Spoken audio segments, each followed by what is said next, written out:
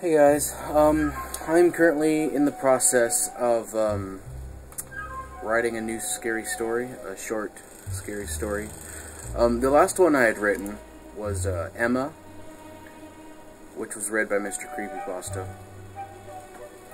And this next one I'm writing, I don't really have a name for it yet, but I don't really want to spoil anything for you. But it's turning out to seem substantially longer than my last, than Emma was, and you know, that's saying something, because as far as stories go, I can't. This is why I haven't had any of the 6 novel ideas finished yet, because I just can't stick to one particular thing. So writing short stories is perfect for me in that way. But for me, Emma was a long story to stick to, and I went through 3 drafts until I came upon one I liked. Right now, I'm pretty much just straight up writing this first draft of this new one. And I'm trying to use kind of the same basic template. You know, I want there to be some sentimental attachment as well as, you know, the horror aspect, because I like that. I like how Emma had that effect. You know, it wasn't just a scary story, but it was a romance too. You started to care about, I guess, me, but the other world version of me that I made up and all that kind of stuff, and Emma and the characters. You know, I want to do the same thing for this new story. It's becoming a little more complex because it's longer. It's not such a simple concept. Emma was based off of pretty much 99% was 99% a completely true story. Other than obviously changing the names, because Emma wasn't actually her name. I changed one thing in that story, and that is that the reality was I lived far away. It was a long distance relationship. So like the scene where I'm driving to her house, that was an embellishment. What actually happened is I was visiting her at her father's house in Utah, and he worked nights. He left, and there was this giant window in their kitchen, and it was like it was one of those houses that you walk in, and immediately there's a staircase. This one stairs goes down to like a area where the TV and couches were, and the other stairs went up to some more couches were, and a kitchen, and a hallway, and some rooms. So that's how that house was set up. We were kind of upstairs, I guess. And when I say I saw those things across the street, that happened, but it wasn't because I was running because my car had broken down. It was because I was cooking in the kitchen, and there's this giant window right behind, you know, well, the kitchen, everything was like right here, and the counters and the cupboards and the stove and everything was on one wall. And the outer wall of the house was right behind us, but instead of a wall, it was a gigantic fucking window. So, I was cooking something. I think I was like cooking burritos or something for her, and I saw her eyes were dilated. This was actually the first time I had ever seen her go through an episode. Every other time I had experienced it over the phone, and I was still very skeptical. After this, I was sold. I had no doubt that she was acting. She was not acting. Her eyes were dilated. I saw her looking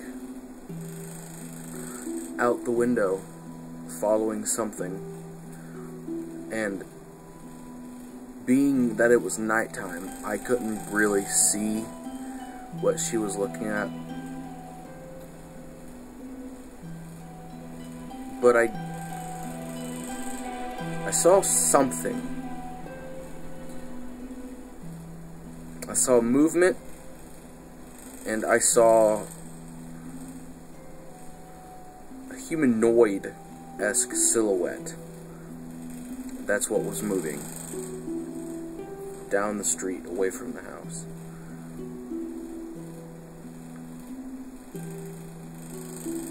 And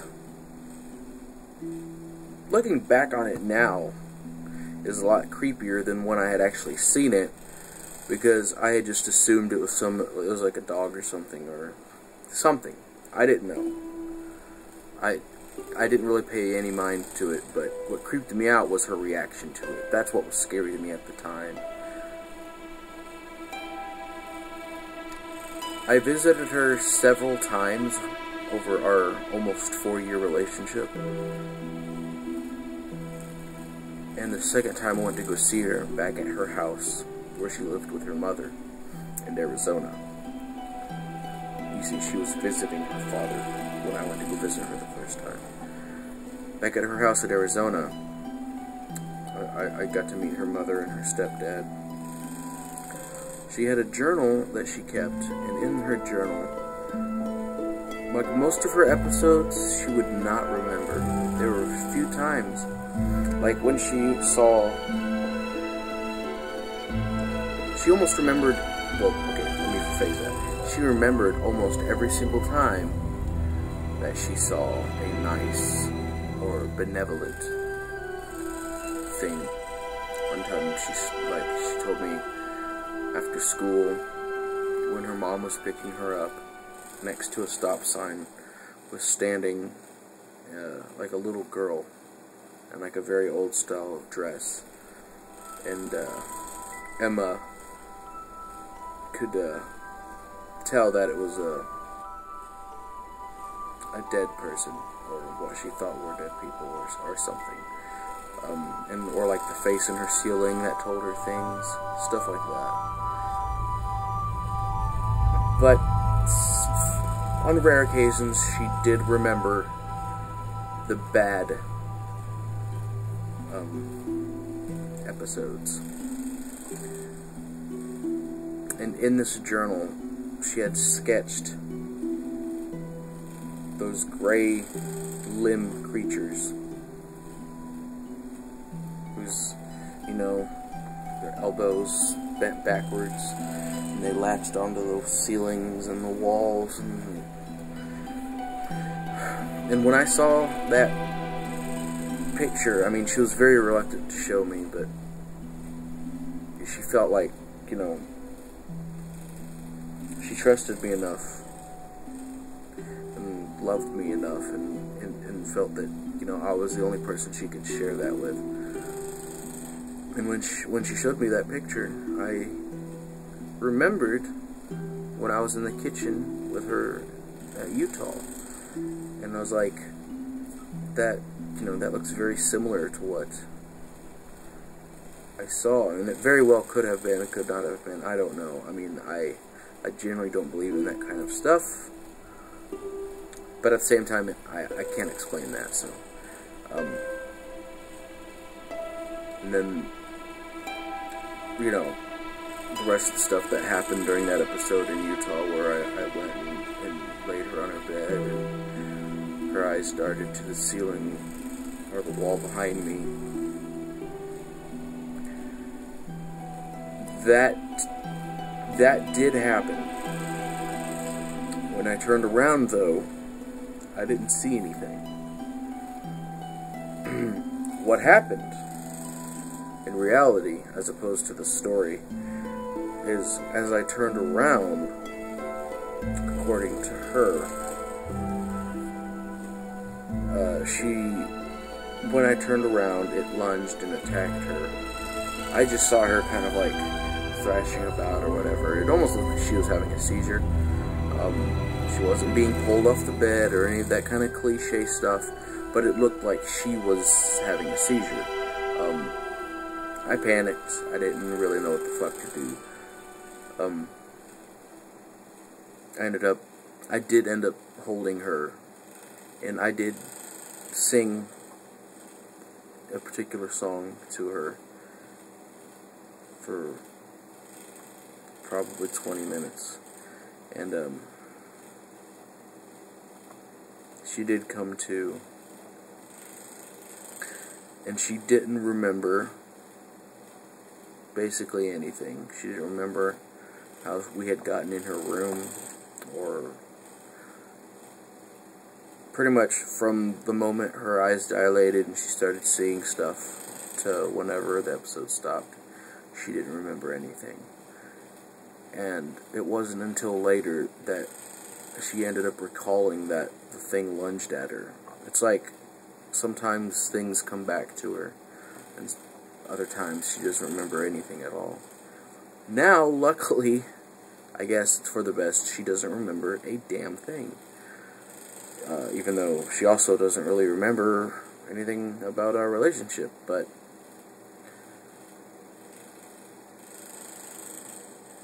I guess if that's the price to pay so that she doesn't have to go through that, then I think it's worth it. I really didn't mean to go on this tangent,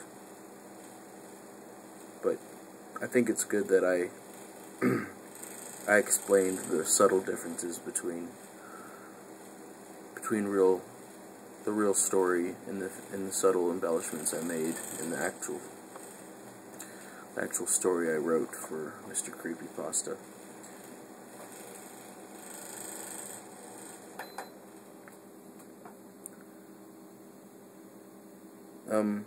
I'll probably never get over her, and that probably seems like really pathetic. I don't care.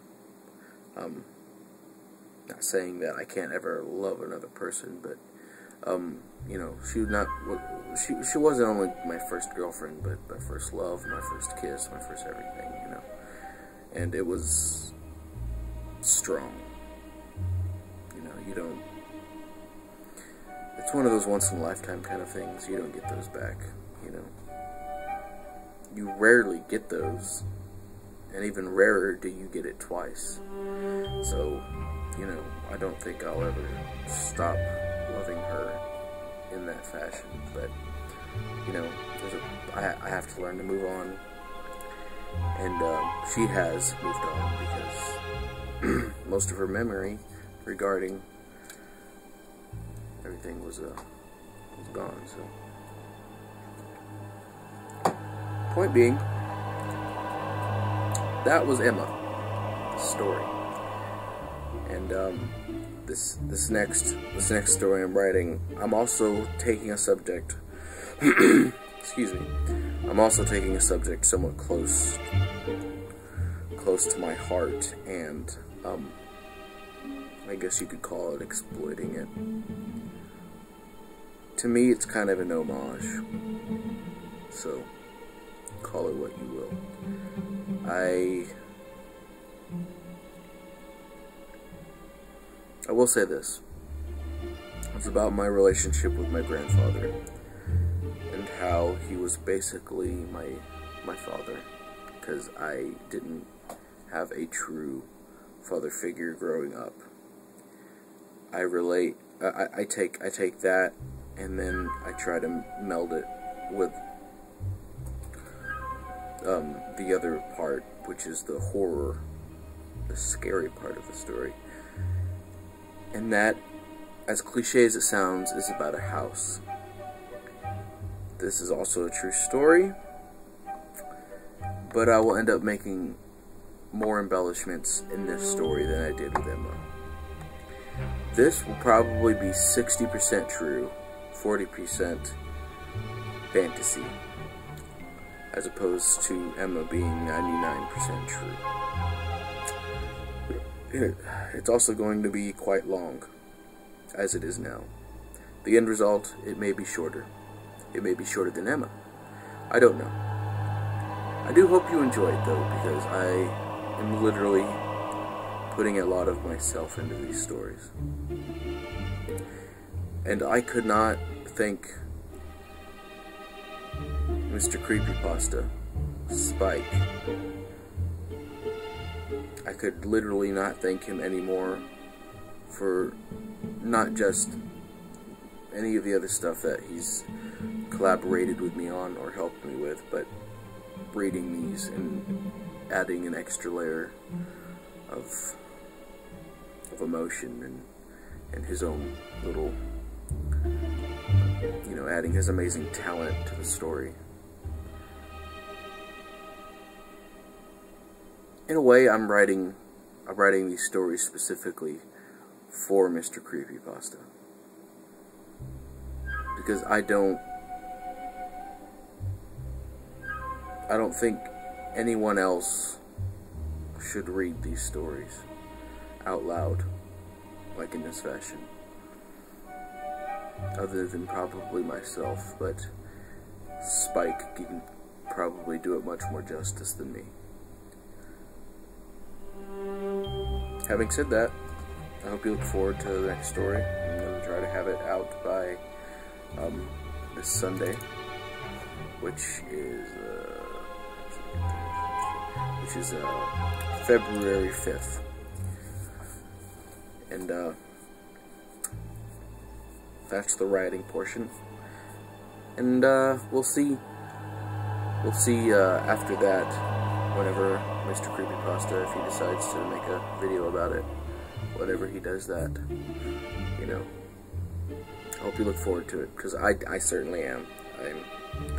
I'm excited, and it's a very big deal for me. So, you know, I hope you like this video, and if you do, you know, hit the like button.